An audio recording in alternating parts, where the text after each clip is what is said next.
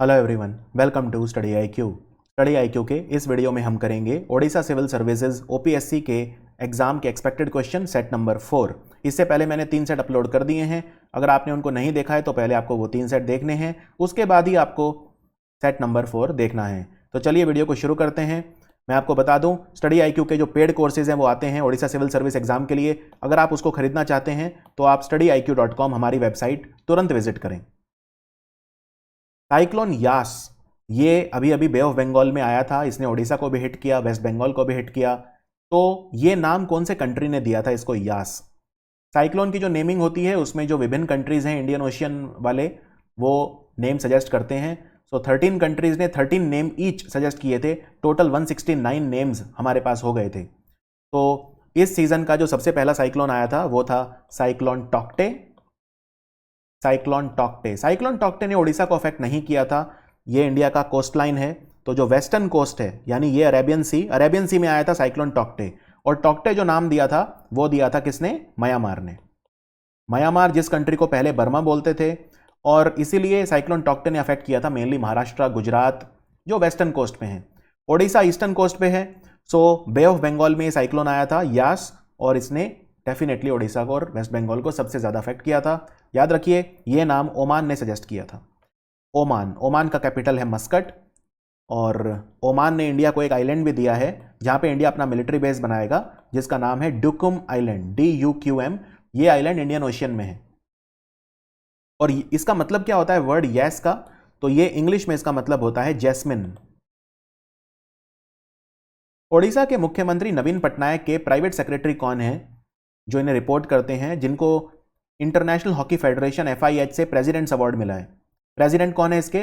नरेंद्र ध्रुव बत्रा। तो president award मिला है VK पांड्यान को। और ये बहुत इंपॉर्टेंट क्वेश्चन है, क्योंकि VK पांड्यान वो व्यक्ति हैं जिन्होंने ओडिशा में हॉकी को बहुत पॉपुलर कर दिया है। ये कोई आसान बात नहीं है कि वर्ल्ड कप ऑर्गेनाइज करना। आज आप देखें, और इवन इन द पास्ट बहुत बड़े बड़े हॉकी के खिलाड़ी ओडिशा से हुए हैं, राइट? चाहे वो दिलीप टर्की हो, जो भी बहुत बड़े बड़े खिलाड़ी। एथलेटिक्स में भी ओडिशा के खिलाड़ी बहुत आगे हैं। चाहे वो जिन्हें अभी छत्तीसगढ़ वीरनी का अवार्ड मिला है, डूटी चांद, तो वो भी हैं। और ये असम की हिमा दास वगैरह इनके साथ भी खेलते हैं, तो ये भी ओडिशा में आते रहते हैं। तो ओडिशा स्पोर्ट्स में अब बहुत ज़्यादा प्रोग्रेस कर रहा है, उस लेवल पे जाने की कोशिश कर रहा है जिस लेवल पे हरियाणा और महाराष्ट्र हैं, जो इंडिया में स्पोर्ट्स में हमेशा नंबर 1 रहते हैं। सो इनका बहुत बड़ा रोल है। V कार्तिकेयन पांड्यान, इन्होंने ओडिशा में हॉकी को बहुत पॉपुलर किया है। पिछला वर्ल्ड कप भी ओडिशा में हुआ था हॉकी का, और अगले वाला वर्ल्ड कप भी, मेंस वर्ल्ड कप हॉकी का इंडिया में होगा, ओडिशा में 2 शहरों में होगा। सो आंसर है V कार्तिकेयन पांड्यान। नीति आयोग का जो इनोवेशन इंडेक्स है उसमें ओडिशा का रैंक क्या था? देखो, इनोवेशन इंडेक्स क्या होता है? इनोवेशन आप जानते हैं, इनोवेशन का मतलब क्या होता है? जब हम कुछ नया करते हैं, नया प्रोडक्ट या नई सर्विस बनाते हैं। तो इस इंडेक्स में कर्नाटका नंबर 1 था फर्स्ट एडिशन में और सेकंड एडिशन दोनों में, राइट? और ओडिशा का रैंक मैं आपको दिखा देता हूं। यहां पे आप देख सकते हैं ओडिशा यहां पे है, काफ़ी पीछे है, 14वें नंबर पे है। तो ओडिशा का रैंक है 14। और इसमें most innovative state of India Karnataka है नंबर 1 पे। पिछले 2 एडिशंस में दोनों बार नंबर 1 रहा। महाराष्ट्र नंबर 2 पे है, तमिलनाडु नंबर 3 पे है। छोटे राज्यों में हिमाचल नंबर 1 है, और यूनियन टेरिटरी में दिल्ली नंबर 1 है। सो ओडिशा का रैंक है 14। नीति आयोग का sustainable development goal India index, इसमें ओडिशा को कौन सी कैटेगरी में रखा है? Sustainable development goal United Nations के होते हैं जो 2030 तक अचीव करने हैं। इनकी टोटल संख्या है 17 है टोटल सस्टेनेबल डेवलपमेंट गोल। तो इसमें आप देख सकते हैं यहाँ पे कि बेस्ट परफॉर्मिंग राज्य है केरला और वर्स्ट परफॉर्मिंग है बिहार, बड़े राज्यों में। और यूनियन टेरिटरी में चंडीगढ़ नंबर 1 है। तो केरला 17 सस्टेनेबल डेवलपमेंट गोल्स को अचीव करने में सबसे आगे है, और केरला का स्कोर है हाईएस्ट 75 आउट ऑफ 100। और ओडिशा कहां पे है इसमें? ओडिशा यहां पे है। ओडिशा का स्कोर है 61। तो इसमें 61 जो कैटेगरी है वो इस रेंज में है, तो ओडिशा इसमें परफॉर्मर है। ओडिशा जो है वो इसमें परफॉर्मर है, याद रखिए। आगे बढ़ते हैं। स्वच्छ आइकॉनिक प्लेसेस जो मिनिस्ट्री ऑफ जल शक्ति है, ये मिनिस्ट्री 2019 में बनी थी। इंडिया में एक थी ministry of water resources, river development and Ganga rejuvenation, और एक थी ministry of drinking water and sanitation. दोनों को मिनिस्ट्रीज को मिला के 2019 मई में एक मिनिस्ट्री बना दी गई थी, मिनिस्ट्री ऑफ जल शक्ति। और मिनिस्ट्री ऑफ जल शक्ति के जो मिनिस्टर हैं इस समय वो हैं गजेंद्र सिंह शेखावत। इनकी कॉन्स्टिट्यूएंसी है जोधपुर, जो राजस्थान में है। तो मिनिस्ट्री ऑफ जल शक्ति हर साल अब 10 से लेके 12 साइट सिलेक्ट करती है जिनको हमें तब्दील करना है, ट्रांसफॉर्म करना है और इनको स्वच्छ टूरिस्ट डेस्टिनेशन बनाना है, स्वच्छ आइकॉनिक प्लेसेस बनाना है। तो स्वच्छ आइकॉनिक प्लेसेस इस बार 12 चूज की गई हैं 4th फेज में। इनमें ओडिशा का में कौन सी जगह है? तो ये हैं वो 12 प्लेसेस जो चूज की गई हैं सरकार के द्वारा। इनको स्वच्छ टूरिस्ट डेस्टिनेशन बनाया जाएगा। इसमें ओडिशा का सिर्फ एक है, वो है sun temple Konark. Sun temple Konark. Bhitarkanika national park, यहाँ पे साइक्लोन यस आया था और बहुत ज़्यादा तबाही मचाई, इसने काफ़ी ज़्यादा डिस्ट्रक्शन किया। तो आपको बताना है Bhitarkanika national park Ramsar site कब डिक्लेयर किया गया था? याद रखिए, भीतरकनिका नेशनल पार्क ओडिशा के केंद्रापाड़ा में है और इसको एक नेशनल पार्क डिक्लेयर किया गया था 1998 में और रामसर साइट डिक्लेयर किया गया था 2002 में। सो आंसर है 2002। और पहली बार नहीं है कि भीतरकनिका में इतना तबाही हुआ है साइक्लोन की वजह से। आपको याद होगा साइक्लोन एम्फान आया था 2020 में और साइक्लोन फोनी ये आया था 2019 में। उस वक्त भी बहुत तबाही हुई थी, राइट। और एक बहुत बड़ा प्रॉब्लम ये है, भीतरकनिका इंडिया का दूसरा सबसे बड़ा मैंग्रोव फॉरेस्ट है सुंदरबंस के बाद। सुंदरबन जो बंगाल में है, बंगाल और बांग्लादेश में है, तो उनके बाद दूसरा सबसे बड़ा मैंग्रोव फॉरेस्ट है। आप हैरान हो जाओगे, जब ओडिशा में सुपर साइक्लोन आया था 1999 में, 99 तब इतना तबाही नहीं हुआ था यहाँ पे क्योंकि मैंग्रोव कवर बहुत डेंस था। लेकिन अब मैंग्रोव कवर काफ़ी कम हो गया है और मैंग्रोव जो हैं ये, जैसे मान लीजिए ये बीच है आपका, यहाँ से समुद्र में साइक्लोन आ रहा है, राइट, वेव्स आ रहे हैं, तो मैंग्रोव्स पानी में होते हैं यहाँ पे, तो ये पानी को स्लो डाउन कर देते हैं और ये स्पीड कम कर देते हैं। इसीलिए 1999 में जब साइक्लोन आया था मैंग्रोव बहुत डेंस थे तो पानी का स्पीड कम हो गया था, तबाही कम हुआ था। अभी मैंग्रोव बहुत कम हो गए हैं तो पानी बहुत तेजी से आता है और बहुत तबाही मचाता है, राइट। तो ये प्रॉब्लम है यहाँ पे। सो भीतरकनिका नेशनल पार्क को रामसर साइट 2002 में डिक्लेयर किया गया था।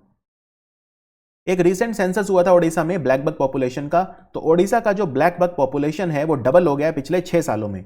ब्लैक बग लेकिन ओडिशा में सिर्फ एक ही डिस्ट्रिक्ट में मिलते हैं, तो वो डिस्ट्रिक्ट कौन सा है? याद रखिए, ब्लैक बग आप इसको एंटीलोप भी बोल सकते हो, एंटीलोप, काला हिरण जो होता है। और इनका जो नंबर है वो डबल हो गया है। अभी जब सेंसस हुआ था तो ओडिशा में टोटल 7,358 एंटीलोप्स हैं, 7,358, और ये सारे सिर्फ एक ही जगह मिलते हैं, वो हैं गंजम डिस्ट्रिक्ट। तो आंसर है गंजम। एक समय था जब पहले जो Balukhand Konark wild life sanctuary है पुरी में, Balukhand Konark wild life sanctuary ये पुरी डिस्ट्रिक्ट में है, वहां पे मिलते थे 2012-2013 तक, लेकिन आज सिर्फ और सिर्फ गंजम में मिलते हैं। और ब्लैक बग काफी हाईली प्रोटेक्टेड एनिमल है, इसको शेड्यूल 1 में रखा है हमने, मतलब मैक्सिमम प्रोटेक्शन दिया हुआ है इसे wild life conservation act of 1972, और इसको वल्नरेबल कहा हुआ है IUCN ने, international union for conservation of nature. आपको यह भी बता दूं, ब्लैक बग इंडिया में 3 स्टेट्स का स्टेट एनिमल है, एक तो आंध्र प्रदेश, एक हरियाणा और एक पंजाब। इन तीनों का स्टेट एनिमल ब्लैक बग है और ओडिशा का स्टेट एनिमल है सांबार। ओडिशा ने सेचा समाधान मोबाइल ऐप लॉन्च करा है, यह किसके लिए किया है? सेचा समाधान, याद रखिए ये किसानों के लिए किया है, फार्मर्स के लिए किया है। तो इस ऐप में क्या होगा? फार्मर इस ऐप की मदद से अपने मोबाइल फोन से, कंप्यूटर से या जन सेवा केंद्र से जो कम्युनिटी लिफ्ट इरिगेशन पॉइंट हैं उन पे अप्लाई कर सकते हैं। यानी वाटर रिसोर्स डिपार्टमेंट जो है उड़ीसा में, उसके चक्कर किसानों को नहीं लगाने पड़ेंगे। किसान अपनी शिकायतें फोटोग्राफ या वीडियोस के थ्रू इस पे डाल सकते हैं और अपनी जो इनकी कंप्लेन है किसानों की, उनका स्टेटस क्या है वो ट्रैक कर सकते हैं रियल टाइम में, राइट, SMS के थ्रू। तो किसानों की शिकायतों के निवारण के लिए भी यह ऐप है सेचा समाधान। ओडिशा की गवर्नमेंट ने कौन सा पोर्टल लॉन्च करा है जिससे लोग इंटरकास्ट मैरिज इंसेंटिव्स ले सकें? क्योंकि इंटरकास्ट मैरिज करने पे जो प्राइज मनी मिलता है तो उसको लेने के लिए, तो याद रखिए इसका नाम है सुमंगल पोर्टल। सुमंगल पोर्टल लॉन्च किया गया और जो भी इंसेंटिव्स हैं वो इसके थ्रू मिलेंगे। और एक पोर्टल और लॉन्च किया था जिसका नाम था Odisha state scholarship portal, Odisha state scholarship portal, जिसमें बच्चों को स्कॉलरशिप दी जाती है, छात्रवृत्ति दी जाती है। जो SC ST कम्युनिटी या OBC या EWS कैटेगरी के स्टूडेंट हैं उन्हें जो स्कॉलरशिप मिलेगी तो वो इस पोर्टल के थ्रू मिलेगी। नंदनकानन जूलॉजिकल पार्क, इसने एडॉप्ट एन एनिमल प्रोग्राम शुरू करा था। ये ओडिशा में कहां पे है? नंदनकानन जू, याद रखिए ये भुवनेश्वर में है। और इसने एडॉप्ट एन एनिमल प्रोग्राम शुरू करा था जिससे लोग किसी भी एनिमल को एडॉप्ट कर सकते हैं और फाइनेंशियली कंट्रीब्यूट कर सकते हैं। जो जूलॉजिकल पार्क होते हैं ये एक्स सितु कंजर्वेशन मेथड होते हैं।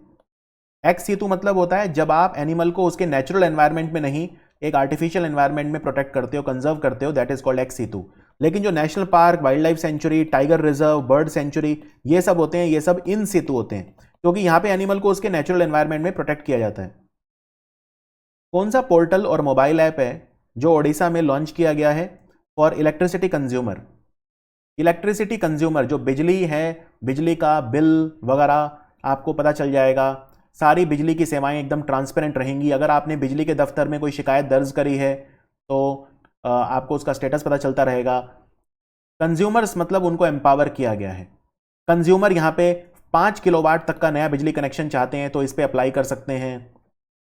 तो इसका नाम है मो Vidyut, Mo Vidyut mobile app. IIIT Bhubaneswar, IIIT Bhubaneswar ने एक लो कॉस्ट वेंटिलेटर लॉन्च करा है ब्रीदिंग इश्यू सॉल्व करने के लिए। इसका नाम क्या है?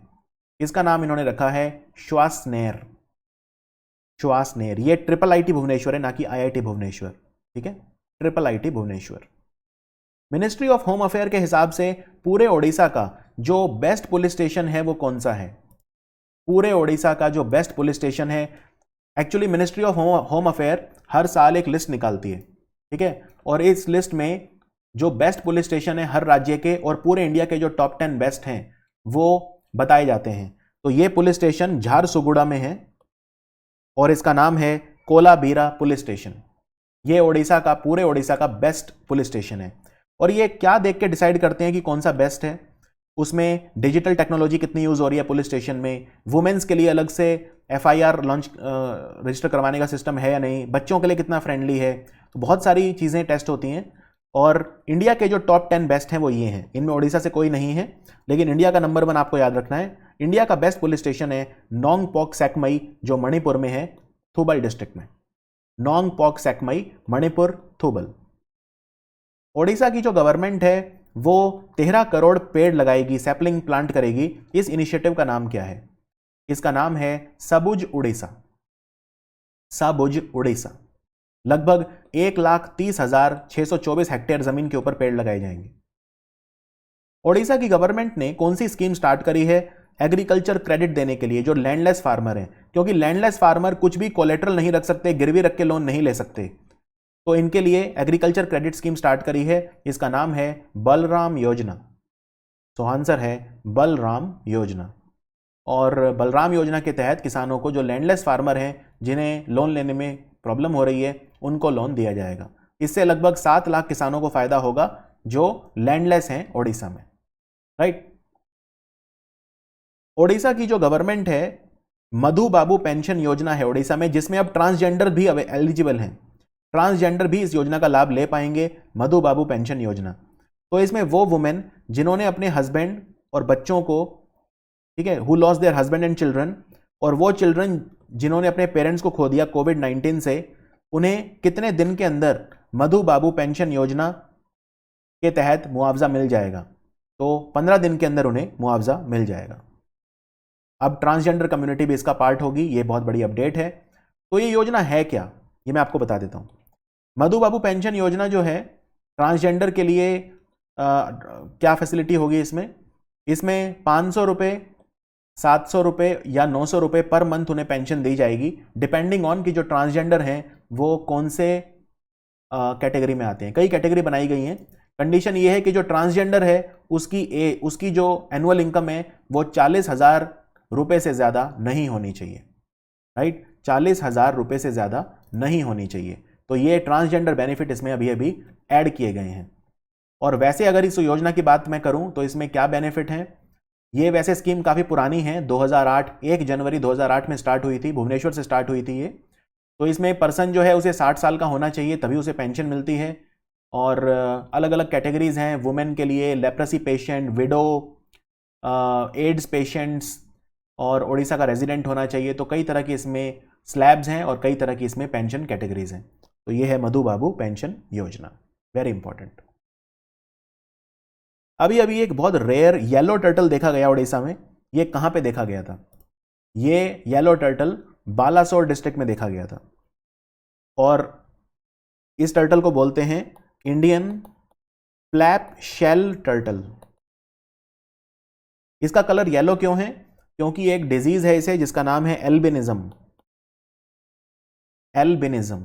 तो बालासोर डिस्ट्रिक्ट में एक गांव आता है जिसे सुजानपुर बोलते हैं, वहां पे ये स्पॉट किया गया था येलो टर्टल। तो ये था हमारा उड़ीसा सिविल सर्विसेज का सेट नंबर 4। बहुत जल्दी आपसे मिलता हूं सेट नंबर 5 में। देखते रहिए स्टडी IQ, और हमारा OPSC का सिविल सर्विस का अगर आप कोर्स खरीदना चाहते हैं उड़ीसा का, तो हमारी वेबसाइट तुरंत विजिट करें studiiq.com। Thank you so much.